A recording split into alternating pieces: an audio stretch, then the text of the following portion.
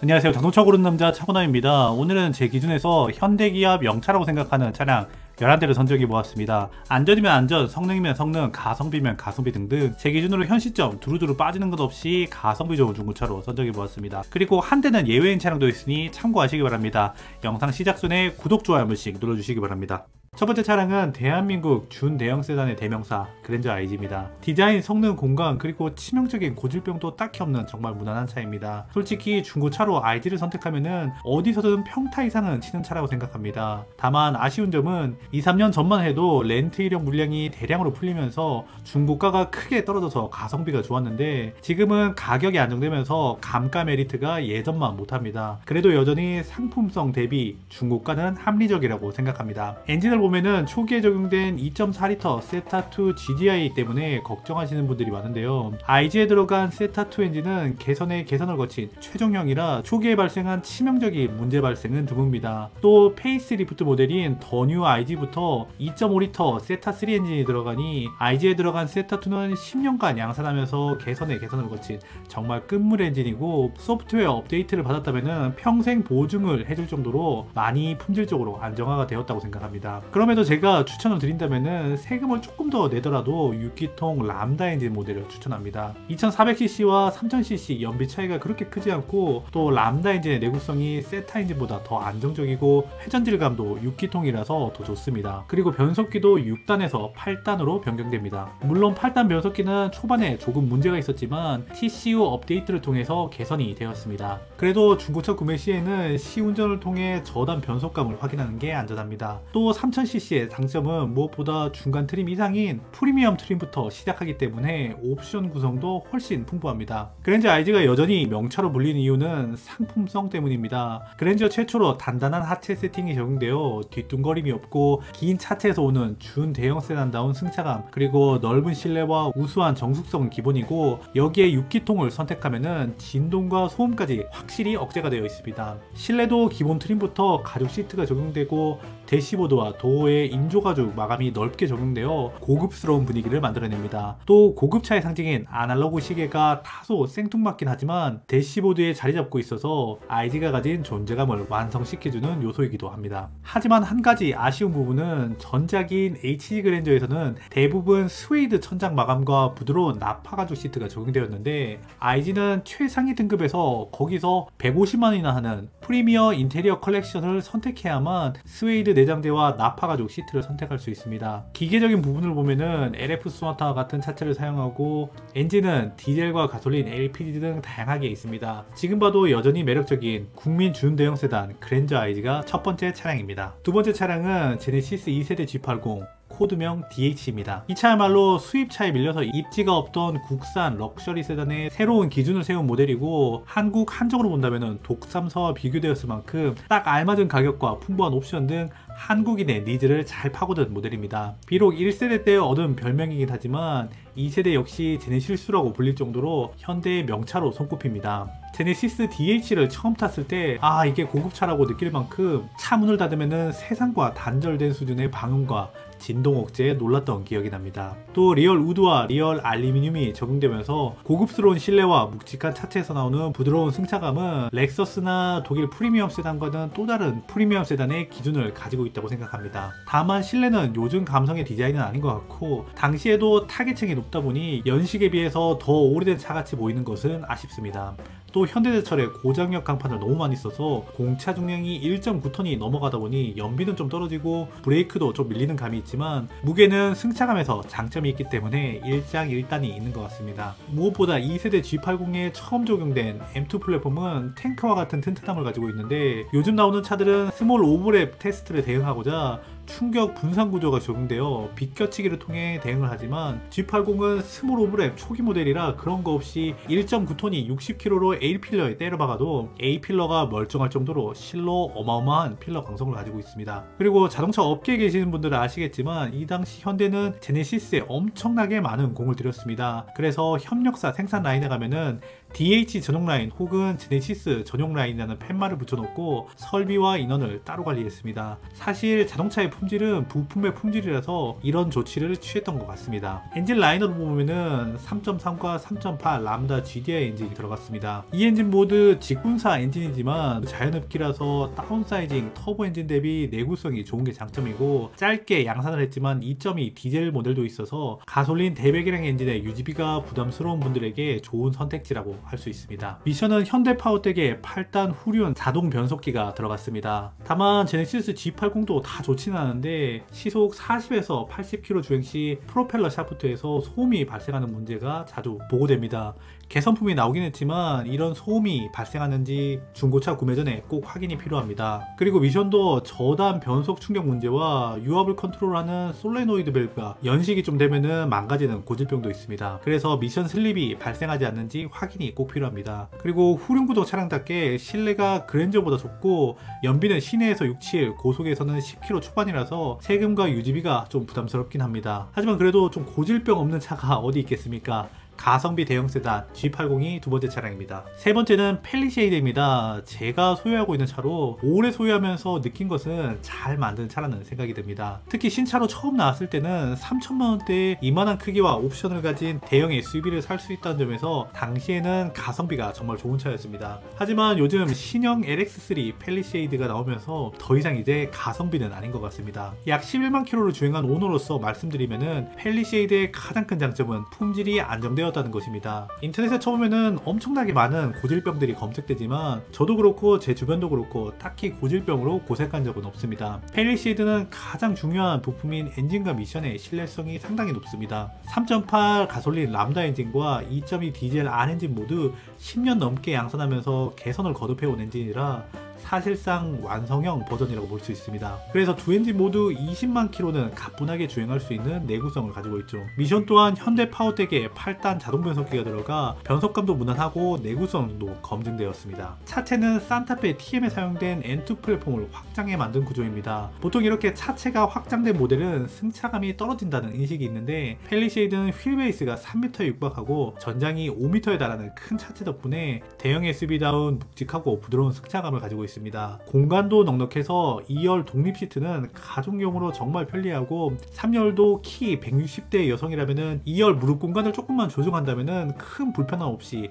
장거리 이동이 가능할 정도입니다. 만약 150cm 미만의 아이들이라면 쾌적하게 3열 이용이 가능합니다. 펠리쉐이드의 또 다른 장점은 정숙성입니다. 특히 디젤 모델인데도 생각보다 조용하고 진동도 적습니다. 헤드업 디스플레이와 묶여있는 테크 옵션을 선택하면 액티브 노이즈 컨트롤, 즉 노이즈 캔슬링 기능이 적용되는데 이 덕분인지 동승석에 사람을 태우면 가끔 이거 가솔린 아니야? 라고 물어보곤 합니다. 물론 단점도 있습니다. 차체가 크다 보니 오래된 아파트나 상가 주차장에서는 주차가 꽤 힘듭니다. 그래서 어라운드 뷰가 꼭 필요합니다. 그리고 연비는 디젤 기준으로 발컷만 조금 해주면 고속도로에서 16에서 18까지도 무난하게 나와주기 때문에 실사용자 입장에서는 가솔린보다 훨씬 현실적인 선택지입니다. 안정적인 파워트레인, 넓은 공간, 좋은 승차감, 그리고 나쁘지 않은 정숙성까지 가성비 대형 SUV 펠리쉐이드가 세 번째 차량입니다. 마지막 차량은 K7 프리미어입니다. 2019년에 부분 변경으로 나온 K7 프리미어는 그랜저 그늘에 가렸지만은 옵션, 정숙성, 공간 다 챙긴 가성비 준대형 세단입니다. 그리고 인기가 없다 보니 감가가 많이 되어 그랜저보다는 훨씬 가성비가 좋습니다. 저는 개인적으로 K7 프리미어의 디자인이 더 뉴 그랜저 IG보다 낫다고 생각합니다. K7 프리미어는 앞뒤로 크게 바뀌진 않았지만 개인적으로 옹졸해 보였던 그릴 디자인이 바뀐 것이 가장 마음에 드는 부분입니다. K7 프리미어는 페이스리프트임에도 불구하고 꽤 많은 부분이 바뀌었습니다. 이전에도 큰 차체를 가지고 있는데 프리미어가 되면서 차체가 더 길어져서 차 전장이 4995mm까지 늘어났습니다. 이렇게 되면 2세대 제네시스 G80보다 더 큰 차체를 가지게 되었습니다. 그래서 넓은 실내와 그랜저 IG보다 부드러운 승차감 세팅을 가지고 있어 패밀리카로서는 손색이 없는 승차감을 가지고 있습니다. 또 동급 최초로 12.3인치 클러스터와 무선 업데이트가 지원되는 12.3인치 내비게이션이 적용되어 뭔가 요즘 차 같은 느낌이 납니다. 또 BMW가 많이 사용한 방식의 전자식 변속기가 새로 적용되었습니다. 변속기는 이 당시 현대에서는 버튼식을 사용했는데 버튼식보다 전자식 기어봉이 훨씬 직관적이고 사용자들 후기에서도 좋은 평가를 받고 있습니다. 다만 제일 아래 등급은 계속 기계식 변속기가 그대로 사용되고 디자인도 별로라서 웬만하면은 깡통은 피하는 걸 추천드립니다. 그리고 올드해 보였던 실내 인테리어가 거의 풀체인지급 수준으로 바뀌었습니다. 실내를 가로지르는 우드 그레인과 앰비언트는 충분히 경쟁력 있는 디자인이라 생각합니다. 엔진은 가솔린과 하이브리드, 디젤, LPG까지 정말 다양한 라인업이 있어 자기 성향이나 환경에 맞춰서 고르시면 됩니다. 2.5 엔진을 제외하고 모두 구형 엔진이다 보니 고질병은 대부분 잡혀있는 엔진입니다. 신형 엔진인 2.5 세타3 엔진은 듀얼 인젝션이 적용되어 GDI의 문제점을 개선했지만 초반에는 엔진오일 감소로 문제가 좀 있었습니다. 기아에서 무상 수리와 개선품을 출시했기 때문에 현재는 크게 문제가 되고 있지 않습니다. 그리고 전자식 조향은 3.0에만 고급 사양인 RMDPS가 적용되어 있습니다. 또 K7 프리미어에 적용된 8단 자동 변속기는 대체적으로 안정적인 평가를 받고 있습니다. 다만 변속 충격 등 초반 변속 문제의 이력을 좀 가지고 있습니다. 결함이라고 하기에는 좀 그렇고 미션 컨디션을 확인하는 것이 필요합니다. 시운전 시 1단에서 2단, 2단에서 3단 저속, 클리핑, 감속 후 재가속을 통해서 변속 질감을 체크하는 것을 추천드립니다. 가성비 준대형 세단 K7 프리미어가 마지막 차량입니다. 첫 번째 차량은 DM8 소나타 센슈어스입니다. 센슈어스는 DM8 소나타의 1.6 터보 모델에 붙는 서브네임입니다. 사실 DM8 소나타가 처음 출시될 때 메기타라고 욕을 엄청나게 먹었지만 센슈어스는 그래도 터보 전용 그릴이 적용되어 일반 모델보다는 그나마 덜 매기스럽게 생겼습니다. 이제 DM8 소나타가 출시한 지 5년이 넘어가면서 눈이 적응해서 그런지 모르겠지만 저는 이제 크게 눈에 거슬리지 않습니다. 디자인 이야기를 잠시 제쳐두고 상품성만 본다면은 DM8은 사실 크게 흠잡을 게 없습니다. 특히 1.6 터보 모델인 센슈어스는 당시 그랜저 2.4에도 없던 RMDPS 고급 사양 전자식 스티어링 휠이 들어갔고 변속기도 6단이 아니라 8단입니다. 추가적으로 현대가 새로 개발한 3세대 플랫폼이 처음 적용되면서 주행성 및 안정성이 확 좋아졌습니다. 차체 크기는 이전 세대보다 전장은 55mm, 휠 베이스도 35mm나 늘어났습니다. 또 차체가 낮아지면서 무게중심이 개선돼 주행 안정감도 좋아졌고 새로 설계된 차체는 충돌 분산 구조가 적용되어 안정성 역시 강화되었습니다. 여기에다가 택시 모델이 없다는 것도 장점인데 경찰차나 관용차로 사용되긴 했지만 택시로는 출시되지 않았습니다. 후속 모델인 DH는 다시 택시로 풀리면서 신차 때 예뻐 보였던 디자인이 금세 흔해져 버리는 단점이 있습니다. DM8 센슈어스의 1.6 터보 엔진은 현대 신형 엔진으로 현대가 세계 최초로 양산한 CVVD 기술이 적용된 엔진입니다. 쉽게 말해서 흡기 밸브가 열리고 닫히는 시간을 자유롭게 조절해서 평소 도심 주행이나 정속 주행 시에 연비를 높이고 가속할 때는 출력을 끌어올려 효율성과 성능을 동시에 잡은 엔진입니다. CVVD 기술 적용으로 1.6 터보는 2.0 대비 출력도 더 좋고 연비도 더 잘 나옵니다. 또 자동차세 역시 2.0의 절반 수준인 20만원대로 1.6이 거의 모든 부분에서 더 낫습니다. 특히 DM8 2.0 스마트 스트림 엔진은 출시 초기에 출력 부족으로 불만이 많았던 걸 감안한다면 제가 고른다면 1.6 터보가 더 나은 선택이지 않을까 생각합니다. DM8 소나타는 현재까지 치명적인 결함은 없습니다. 또 1.6 터보 엔진 역시 초기형 세타3 엔진처럼 엔진 오일이 감소하는 치명적인 문제는 없으나 연료 펌프 관련 리콜 이력이 있으니 중고차를 보실 때 리콜 조치가 완료되었는지 꼭 한번 확인해 보시기 바랍니다. 다만 디자인과 버튼식 변속기는 호불호가 강하다 보니 현대차임에도 불구하고 DL3 K5와 비교하면 가격이 좀 더 합리적입니다. 사실은 빠지는 게 없는 1.6 터보 센슈어스가 첫 번째 차량입니다. 두 번째는 올류 소렌토입니다. 지금 패밀리 SUV 시장에서 가성비가 가장 좋은 SUV 중 하나로 출시된 지 시간이 꽤 흘러서 HUD나 어댑티브 크루즈 컨트롤 같은 최신 편의 옵션은 부족하지만 패밀리 SUV가 갖춰야 할 본질적인 부분인 넓은 공간과 튼튼한 차체 그리고 부드러운 승차감을 갖고 있어 옵션에서는 다소 아쉬운 부분이 있으나 이 가격대에서는 딱히 흠잡을 부분이 없는 패밀리 SUV입니다. 올류 소렌토에는 현대 기아가 오랫동안 쏜 R엔진이 사용되었습니다. 올류 소렌토의 엔진은 유로6를 대응하기는 하지만 요소수가 들어가는 SCR 방식이 아니라 후분사 방식인 LMT 방식을 사용하여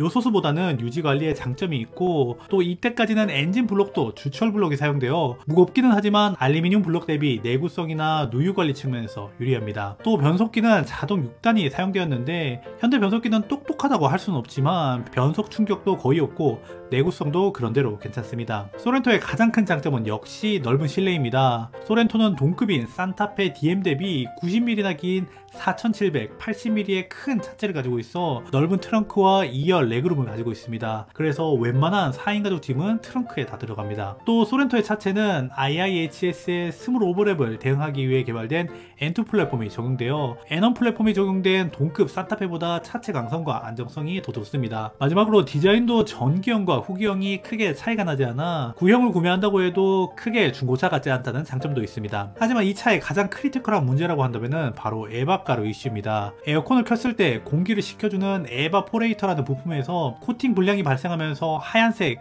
수사나 알루미늄 가루가 날리는 문제가 있었습니다. 이 가루를 장기간 흡입하면 건강에 문제를 일으킬 수 있다는 지적이 있었지만 국토부는 안전상 치명적인 결함이 아니라고 판단하여 리콜이 아닌 무상 수리 조치만 내렸습니다. 그래서 올류 소렌토 차량 중 증상 있는 차량에 한해서 무상 수리가 진행되었습니다. 올류 소렌토로 중고로 본다면은 이 무상 수리 이력을 꼭 확인해야 하고 또 구매 전 직접 에어컨을 최대로 틀어서 에바가루가 날리는지 체크하는 것도 필요합니다. 여기에 더해 엔진이 LNT 방식을 적용해 생기는 문제가 있는데 바로 엔진오일 증가 현상입니다. 후분사된 연료가 실린더 벽을 타고 내려와 크랭크 케이스로 흘러 들어가면서 엔진오일과 섞이는 문제로 이로 인해서 엔진오일 양이 증가하는데 이러면은 오일 점도가 떨어져 윤활 성능이 나빠집니다. 그래서 구매 전 오일 양이나 점도를 확인하는 것이 필요합니다. 튼튼한 차체, 검증된 파워트레인, 넓은 공간을 가진 패밀리 SUV 본질에 충실한 올류 소렌토가 두 번째 차량입니다. 세 번째는 1세대 니로입니다. 니로가 처음 나왔을 때는 디자인 호불호도 심하고 차 모양도 외건인지 SUV인지 헷갈리는 디자인을 갖고 있어 인기가 없었습니다. 하지만 막상 타보면은 차급 대비 넓은 실내, 실용적인 옵션 구성, 그리고 무엇보다 연비가 진짜 미쳤습니다. 그래서 지금 와서 생각해보면은 기아가 가격 책정을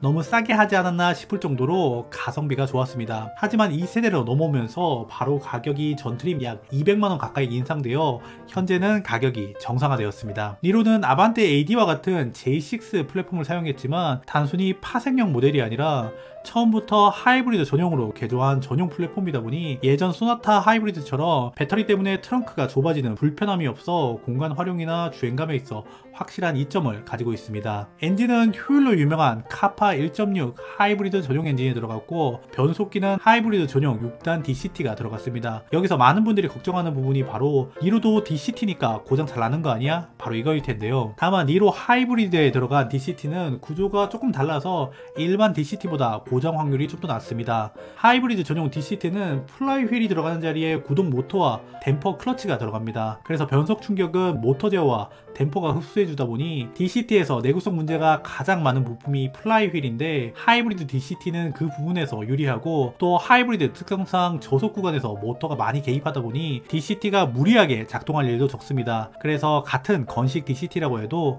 내구성이 괜찮다는 평가를 받고 있습니다. 물론 고장이 아예 없는 것은 아닙니다. 실제 국토부 리콜 이력을 보면은 니로 하이브리드에 적용된 6단 DCT는 TCU 프로그램 오류로 주행 중 변속이 지연되거나 울컥거림이 발생하는 문제가 있었고 이로 인해 리콜을 진행한 이력이 있습니다. 또 동호회 후기를 살펴보면은 클러치 마모로 저속에서 덜컹거림이 심해져 미션 전체를 교체한 사례도 꽤 보고됐습니다. 다만 이런 사례는 주로 초창기 생산분에 많이 나타났고 개선품이 적용되면서 이후 모델에는 안정이 된 것 같습니다. 니로의 최대 장점은 뭐니뭐니 해도 연비인데 발커만 조금 한다면은 실연비 20km/L는 그냥 찍고 실제로 오너 얘기를 들어보면은 아무리 막 굴려도 15km 이하로 떨어뜨리기 힘들다는 말이 나올 정도입니다. 제 지인도 소울에서 니로로 넘어간 사람이 있는데 일부러 연비를 망치려고 해도 15 밑으로 안 떨어져서 좀 놀랐다고 합니다. 다만 니로는 가격이 있다 보니 소재가 그렇게 고급스럽진 않고 정숙성 면에서는 조금 많이 부족합니다. 특히 냉간 시에는 모터로 달리다가 엔진이 개입할 때 소음과 진동이 유독 심한데 디젤 뺨치는 소음과 진동을 가지고 있다고 해도 과언이 아닙니다. 니로 1세대 하이브리드는 1000만원 중반에서 후반 정도면은 괜찮은 매물을 찾을 수 있습니다. 저렴한 가격에 검증된 하이브리드를 사고 싶다면은 여전히 매력적인 선택지인 니로가 세 번째 차량입니다. 중고차도 좋지만 신차와 같이 고민하시는 분들 많을 텐데 신차 살 때 발품팔 필요 없이 가장 저렴하게 살 수 있는 방법을 알려드리겠습니다. 카랩 다운받고 몇 번 클릭만 하면은 전국 딜러들의 견적을 받아 비교해 볼 수 있고 좋은 조건을 제시한 카마스터에게 상담 진행 시 050 안심보도가 적용되어 불필요한 영업 전화 걱정이 전혀 없습니다. 신차 구매 시 꼭 필요한 금융 서비스, 자동차 보험, 신차 패키지와 타는 차량을 판매할 수 있는 서비스까지 모든 게 앱 하나로 가능합니다. 또 티맵에서 내 차 사기 기능을 통해 카랩의 비교 견적 서비스를 이용해 볼 수 있으며 그리고 지금 친구 초대 시 카카오페이 상품권으로 변경 가능한 카랩 포인트까지 받을 수 있다고 하니 꼭 한번 이용해보세요. 카랩을 통해 신차를 출고한 고객이라면 누구나 총 40만원 상당의 파손 분실 보장 서비스를 무료로 제공받을 수 있습니다. 출고 고객만을 위한 무상 카랩 케어도 혜택을 받아볼 수 있으니 정말 좋겠죠? 신차 이제 카랩에서 게으르게 사세요. 마지막 차량은 1세대 K9의 페이스리프트 모델인 더 뉴 K9입니다. 이 차는 2014년부터 18년까지 생산된 기아의 플래그십 세단으로 출시 당시에 신차 가격이 6천만원에서 많게는 7천만원을 넘어가기도 했습니다. 하지만 지금 감가가 크게 진행되어 2천만원 미만에도 충분히 상태 괜찮은 매물을 찾을 수 있습니다. 엔진 라인업을 보면은 제네시스 DH와 동일한 3.3과 3.8 람다 엔진이 주력이고 희소하지만 5.0 타오 엔진이 적용된 모델도 있습니다. 여기에 현대 파워텍에서 만든 후륜 8단 자동 변속기가 조합되었는데 출력과 부드러운 변속감 모두 고급 세단에 어울리는 조합입니다. 다만 8단 변속기가 저단에서 변속 충격이나 슬립을 보이는 고질병이 있어서 중고차 구매 시 시운전을 통해서 꼭 확인하는 게 필요합니다. 플랫폼은 제네시스 BH 기반이라서 최신 안전 규격에는 조금 아쉽지만 당대 고급 세단답게 묵직한 주행감과 부드러운 승차감을 가지고 있습니다. 현대 에쿠스와 비교한다면 에쿠스는 아무래도 회장님 차 이미지가 강해서 조금 부담스럽지만 K9은 K7과 비슷한 패밀리룩을 공유해서 일상적인 데일리카로도 부담없이 탈 수 있다는 장점이 있습니다. 옵션도 플래그십답게 부족한 게 없는데 특히 3.8 VIP 등급부터 에어 서스펜션이 들어가 승차감이 상당히 좋아졌습니다. 다만 에어 서스펜션은 유지 보수 비용이 많이 들어갈 수 있어서 장기적으로 유지비를 생각한다면 신중히 선택하는 게 필요합니다. 고질병이라고 할 부분은 크진 않지만 일부 차량에서 오일 누유 증상이 발견이 되고 앞서 말한 8단 변속기의 저단 변속 충격 문제가 대표적인 체크 포인트입니다. 이 부분만 제외하면 사실상 큰 단점은 없다고 봐도 됩니다. 더 뉴 K9은 크기, 출력, 고급감, 옵션 어느 것 하나 빠지지 않는 풀옵션 패키지 같은 차인데 지금은 2천만원 미만에도 구매할 수 있어 가성비가 역시 최대 장점입니다. 그래서 K9을 타본 오너들이 눈이 너무 높아져 다른 차로 못 내려온다는 말을 많이 합니다. 소소한 단점은 있지만 이 가격대에 이만한 만족도를 주는 차가 거의 없다고 할 수 있습니다. 오늘 소개한 마지막 차량은 가성비 끝판왕 플래그십 세단 기아 K9이 마지막 차량이었습니다. 첫 번째는 고장 안 나는 차로 유명한 현대 베라크루즈입니다. 베라크루즈는 2006년에 출시된 현대의 플래그십 SUV로 2015년에 단종되었으니까 단종된 지 10년 가까이 되었음에도 불구하고 여전히 현가가 유독 많은 한국 시장에서 내구성으로 인정받는 몇 안 되는 현대차입니다. 베라크루즈는 산타페 CMF 플랫폼인 Y5 플랫폼을 늘려서 만든 대형 SUV로 모하비처럼 프레임 바디가 아니라 모노코크 바디가 사용되어 큰 덩치임에도 불구하고 세단스러운 부드러운 승차감을 갖고 있다는 점이 가장 큰 차별점이었습니다. 실제로 당시에도 모하비는 남자의 차, 베라크루즈는 가족의 차라는 별명이 있을 정도로 승차감이나 정숙성에서 많은 호평을 받았습니다. 저는 12년식 이후 유로5를 대응하는 후기형 모델을 중심으로 말씀드릴 건데 왜냐면 12년식 이전 베라크루즈는 유로4가 적용되어 올해부터 노후 경유차 단속 대상입니다. 이러면 조기 폐차나 운행 제한 때문에 수도권에 살고 있다면 많이 불편할 수 있습니다. 반면 12년식 이상은 유로5를 대응해 공해 3등급으로 분류되어 2035년부터 단속 대상입니다. 후기형에는 S엔진의 개선형인 S2 엔진이 들어가는데 S엔진에서 문제가 되었던 인젝터 카본 누적이나 EGR 밸브 고착 문제 등 일부 문제를 개선하여 출시했기 때문에 현재 구매한다면 저는 12년식 이상이 맞다고 생각합니다. 앞서 말씀드린 것처럼 베라크루즈 엔진은 현대가 자랑하는 3.0 V6 디젤 엔진이 들어갔습니다. 회전 질감이 부드럽고 출력도 좋습니다. 특히 30만 킬로는 가볍게 넘기는 내구성으로 좋은 평가를 받고 있는 엔진입니다. 변속기는 12년식부터 구 파워텍의 6단 자동 변속기가 적용됩니다. 전기형에는 아이신 6단 자동 변속기가 들어갔는데 전류 미션 1등인 일본산 미션답게 변속 질감은 매끄럽지만 아무래도 수입 미션이다 보니 한번 고장나면은 수리비가 좀 많이 들어가는 편입니다. 반면 후기형에 들어간 현대 파워텍 6단 자동 변속기는 변속감은 살짝 무딜 수 있지만 구조가 단순하고 유지비가 아이신 대비 저렴합니다. 실제 오너들 사이에서도 아이신 미션이 열에 좀 약해 차라리 파워텍의 6단 자동 변속기가 편하다는 이야기가 있을 정도입니다. 베라크루즈는 당시 플래그십 SUV답게 옵션이 빵빵하게 들어갔습니다. 물론 지금은 흔하디 흔한 옵션이 되었지만 당시로는 최신 옵션인 버튼 시동 스마트키, HID 헤드램프와 현대 SUV 중 유일하게 적용된 전자식 파워 테일게이트 등 지금과 비교해도 기본 옵션은 빠지는 게 없이 들어가 있습니다. 다만 12년식 이후로는 단종을 앞두고 있어 신차 당시 판매량도 많지 않았고 또 요즘 중고차 시장에서도 수요가 좀 있다 보니 이것보다는 감가가 더 많이 되었어야 되지 않나 이런 생각이 들지만 미친 내구성을 가지고 있는 베라크루즈가 첫 번째 차량입니다. 두 번째는 LF 소나타입니다. 출시 당시에는 역대 소나타 중 가장 안 팔리는 모델이라고 호평을 받았지만 시간이 지나 중고차 시장에서는 오히려 내구성 때문에 현대의 명차로 다시 평가를 받고 있습니다. 이유는 명확합니다. 우선 무난하면서도 오래 봐도 질리지 않는 디자인, 그리고 2.0 자연흡기 기준으로 전 차주가 엔진 오일만 잘 관리했다면 별다른 문제없이 오래 탈 수 있는 엔진과 미션의 내구성, 게다가 잘 고장나지도 않지만 혹시라도 문제가 생겨도 현대차의 본진답게 부품 수급도 쉽고 가격도 부담스럽지 않습니다. 여기에 넓은 실내, 풍부한 옵션, 안전한 차체까지 갖춰져 무난한 중고차를 찾는 사람들에게 정말 괜찮은 중고차입니다. LF 소나타는 LPG 모델이 내구성 면에서 가장 좋다는 평가를 받고 있지만 당시에는 일반인이 LPG 차를 구매할 수 없었기 때문에 일부 장애인용 매물이 있긴 하지만 대부분 렌트나 영업용 이력이 있는 차량밖에 없어 아무래도 좀 찝찝하고, 거기에 LPG는 옵션도 부족하고 트렁크에 가스본배가 들어가 보기에도 좀 흉물스럽고 공간도 좁아지는 단점이 있습니다. 그래서 LF 소나타는 디젤, LPG, 터보 등 다양한 라인업이 있지만 중고차로 본다면은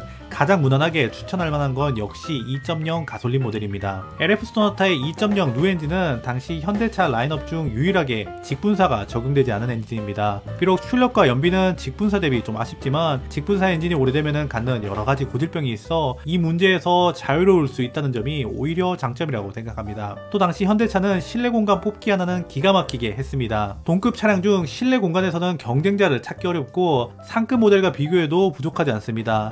실제로 택시로 타보셔서 알겠지만 2열에 다리를 꼬고 앉을 정도로 여유롭습니다. DM8 소나타로 넘어오면서 차체 크기는 더 커졌지만 쿠페 스타일 루프라인이 적용되면서 머리 공간이 줄어들어 체감상 실내는 LF 소나타가 더 넓게 느껴집니다. 또 넓은 실내에다가 IIHS 충돌 테스트까지 대응한 튼튼한 차체 덕분에 안정성도 매우 우수합니다. 물론 아쉬운 점도 있습니다. 스티어링 휠이 CMDPS라서 불만이 있는 분들이 있지만 일반적인 주행에서 렉 타입과 칼럼 타입 파워 스티어링 휠 차이로 구분할 수 있는 분이 얼마나 많을까 생각합니다. 또 가장 큰 단점은 택시 이미지인데 다행히 이제는 LF 소나타 택시는 거의 사라지고 뉴라이즈나 DH가 주류가 되면서 실제로 도로에서 마주칠 일은 많지 않습니다. 넓은 공간, 무난한 디자인, 검증된 내구성, 실속 있는 중고차 LF 소나타가 두 번째 차량입니다. 세 번째는 3세대 모닝, 올류 모닝입니다. 올류 모닝은 2017년에 처음 출시됐고 프로젝트명이 JA였습니다. 지금 판매되고 있는 25년형 모닝의 코디네임이 JAP2, 그러니까 두 번째 페이스리프트 모델입니다. 올류 모닝 대비 디자인이 좀 바뀌고 옵션도 추가되고 또 엔진 사양도 좀 개선이 되었지만 큰 틀에서 본다면은 차체와 엔진 미션을 그대로 공유하는 동일한 차라고 할 수 있습니다. 보통 세대가 바뀌면서 많은 개선이 있는데 모닝은 사실 17년에 출시한 중고차와 25년에 판매되고 있는 신차가 같은 사양이므로 중고차를 사는 것도 크게 나쁘지 않다고 생각합니다. 모닝은 3세대로 넘으면서 가장 큰 변화는 차체 강성과 안정성에 있습니다. 출시 당시 기아에서 발표한 것은 고장력 강판 비율을 기존보다 2배 이상 늘려서 40% 이상 적용했고 구조형 접착제도 67m를 사용하여 비틀림 강성과 차대 강성을 대폭 개선했다고 홍보했습니다. 실제로 몰아보면은 전세대보다 훨씬 단단해진 느낌이 납니다. 다만 이렇게 보강을 하고 홍보를 했음에도 불구하고 여전히 K-NCAP 충돌 테스트에서는 상급 판정을 받았습니다. 경쟁 모델인 쉐보레 더 넥스트 스파크가 1등급이었던 걸 생각하면은 이 부분은 여전히 좀 아쉬운 부분이긴 합니다. 그래도 전세대인 TA 모닝에 뭔가 나사가 빠진 듯한 차체보다는 훨씬 나아졌습니다. 모닝의 또 다른 장점은 유지비입니다. 저도 실제로 7만 가까이 운행을 했는데 몇 가지 자자자잘한 고질병은 있지만 구조가 단순하여 전반적으로는 큰 문제가 없습니다. 애초에 차 자체가 단순해서 고장날 게 많지 않고 고장난다고 해도 부품이 워낙 저렴해서 수리를 맡겨도 전혀 부담스럽지 않습니다. 올류모닝 엔진은 예전부터 계속 쓰던 3기통 카파 엔진이 적용되었습니다. 이 엔진은 MPI 방식에다가 출력도 76마력으로 낮기 때문에 엔진에 무리를 주지 않아 내구성이 나쁘지 않습니다. 변속기는 현대기아가 경차에서 오랫동안 사용한 4단 자동 변속기가 들어갑니다. 또 다른 이 엔진의 장점은 효율을 최우선으로 한 롱스트로크가 적용된 구조라 낮은 RPM부터 최대 토크가 플랫하게 나오는 성향의 엔진입니다. 그래서 900km대 가벼운 모닝의 공차 중량과 맞물려 시내 주행만 한다면 생각보다 답답하지 않습니다. 물론 고속도로를 올라간다면 힘이 부족하는 게 바로 느껴지지만 시내만 움직인다면 생각보다 그렇게 답답하지 않습니다. 3세대로 넘어오면서 풍절음 억제도 확실히 개선되었고 무엇보다 경차임에도 불구하고 전방 충돌 보조 같은 안전 옵션을 추가할 수 있었습니다. 뿐만 아니라 적용할 수 있는 옵션도 늘어나 원래 잘하던 옵션의 선택폭이 더 넓어졌습니다. 저렴한 유지비, 다양한 경차 혜택, 경차치고 풍부한 옵션 등 출퇴근용이나 세컨카로 쓰기에 여전히 훌륭한 선택이라고 생각하는 올류모닝이 세 번째 차량입니다. 마지막은 내구성의 대명사 9세대 캠리 페이스리프트 모델입니다. 토요타 하면 하이브리드가 먼저 떠오르지만 사실 중고 하이브리드는 배터리 같은 큰 부품에서 리스크가 있기 때문에 아무래도 고민될 수밖에 없습니다. 반면 가솔린 캠리는 차가 고장나서 못 바꾼다라는 말이 나올 정도로 내구성이 탄탄한 모델입니다. 검증된 엔진과 미션에 캠리를 타고 다니는 사람들의 무난한 운전 성향이 더해져 미국에서는 국민차로 불리며 20만 킬로는 가뿐히 넘는 내구성을 가지고 있습니다. 9세대 캠리 페이스리프트는 디자인 변화폭이 상당히 컸습니다. 전기형은 너무 심심했는데 페리가 되면서 루프 패널 빼고 다 바꿨다는 말이 나올 정도로 대대적으로 수정을 했습니다. 당시 토요타 특유의 턱주거리가 큰 패밀리 룩이 적용되면서 출시 초반에는 호불호가 좀 갈렸지만 지금 시점에 다시 본다면은 이만하면은 무난하고 안정적인 디자인인 것 같습니다. 그리고 단순히 외형만 바뀐 게 아니라 안정성도 크게 개선이 되었습니다. 초기에는 스몰 오버랩 대응이 안 되던 구조였지만 페이스리프트 후에는 사이드 에어백 범위를 늘리고 차체 보강을 통해 IIHS 스몰 오버랩에서 굿등급을 받았고 결국 가장 안전한 등급인 탑 세이프티 픽 플러스까지 획득하였으니 안정성 면에서도 업그레이드가 확실히 되었습니다. 파워트레인을 보면은 엔진은 토요타가 오랫동안 쏜 2.5리터 직렬 4기통 엔진이 들어갔습니다. 이 엔진은 캠리뿐만 아니라 라브4, 렉서스 ES 등 미국에서 팔린 여러 모델에 폭넓게 사용되었는데 내구성에서 큰 문제가 없어 검증된 엔진입니다. 변속기는 토요타의 전매 특허 같은 IC6단 자동 변속기가 적용되었습니다. 사실 토요타가 고장이 없는 이유는 화려한 신기술보다는 검증된 기술만 보수적으로 쓰는 접근법 때문인데 엔진 출력도 배기량 대비 높지 않고 구조도 단순하다 보니 고장 요소가 줄어듭니다. 여기에 오너들의 운전 습관까지 맞물려 중고로 사도 큰 탈이 없다는 게 가장 큰 매력입니다. 우리나라에는 한미 FTA 혜택을 받고자 미국 공장에서 생산된 물량이 들어왔습니다. 그래서 미국인 취향에 맞춘 부드럽고 안락한 승차감을 갖고 있어 패밀리 세단으로 쓰기에 적합합니다. 다만 단점이라면은 국산차 대비 비싼 부품값과 HUD나 내비게이션이나 멀티미디어 UI가 국산 대비 불편하고 상대적으로 부족한 옵션 구성이 있지만 고장 안 나는 차 캠리의 정체성을 생각한다면 충분히 감수할 만합니다. 특색이 강하진 않지만 무난하고 튼튼한 차, 큰 고장 없이 오래 탈 수 있는 차 9세대 캠리가 마지막 차량입니다. 지금까지 영상 봐주셔서 감사하고 저는 다음 영상으로 찾아오도록 하겠습니다. 지금까지 보고 있다면 구독, 좋아요 한 번씩 눌러주시기 바랍니다. 감사합니다.